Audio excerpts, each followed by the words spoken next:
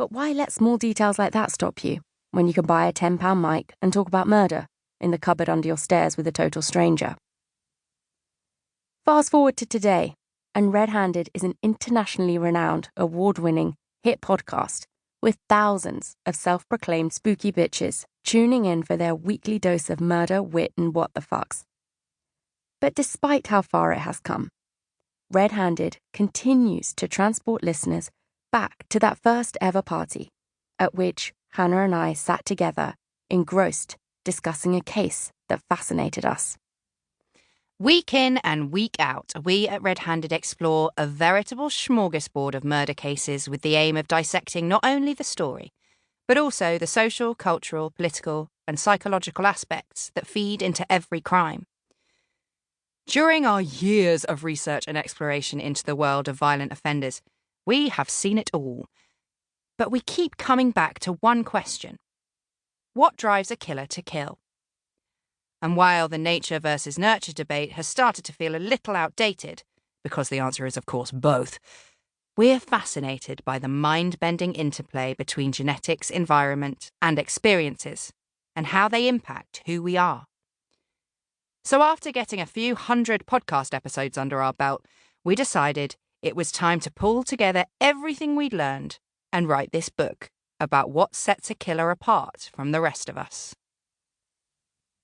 The answer to this question is, of course, incredibly complex. And the path that leads someone to kill another human being is a complicated and twisty-turny one. If you listen to RedHanded, once again, top marks, you'll know that no matter how bad some of these cases are, we never once refer to the killers as monsters. To do so implies something otherworldly about them, and conveniently removes such people from being our societal responsibility. It dehumanizes them, and that just doesn't make much sense to us.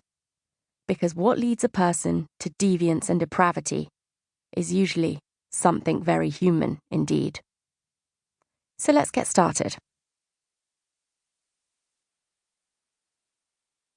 Chapter 1. Genetics. Bad genes, Bronner's boys, and Bundy's PCLR. In 2019, 26 million people took an at-home DNA test, compared to just 4 years earlier. That's a 1,633% rise in people spitting in vials and swabbing their mouths to see if they can still eat bread or to find out just how Irish they are.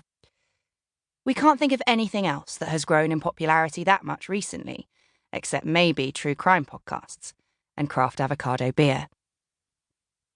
This astronomical rise in DNA testing shows us two things: our endless fascination with who we are genetically and how the fields of genetics and molecular biology have evolved over recent decades. The first human genome, which was published in 2003, revealed some startling things. For a start, we have way fewer genes than anyone predicted.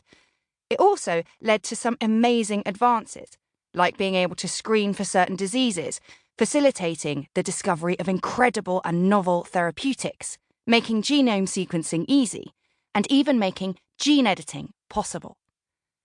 But what about the more complex elements of what makes us who we are, like personality and behaviour?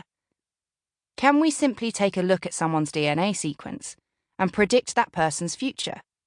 Or are we just updating our tea leaves and tarot cards and calling it science? These days, it's hard to ignore the regular drumbeat of headline-making discoveries, claims that a gene has been identified for anything from procrastination to liberalism to adultery, and even for when a person will lose their virginity. We are not kidding. So, what about a gene that predicts criminality? The notion that criminals are born rather than made is not a new one. Since the 1930s, with the rise of new techniques within the fields of genetics, the fervour to find a link between criminal behaviour and genetics has been steadily ramping up. Why? Well, of course, if a genetic marker that predicted violence, depravity and murder could be found, then perhaps interventions could be put in place. A person with that genetic vulnerability could be treated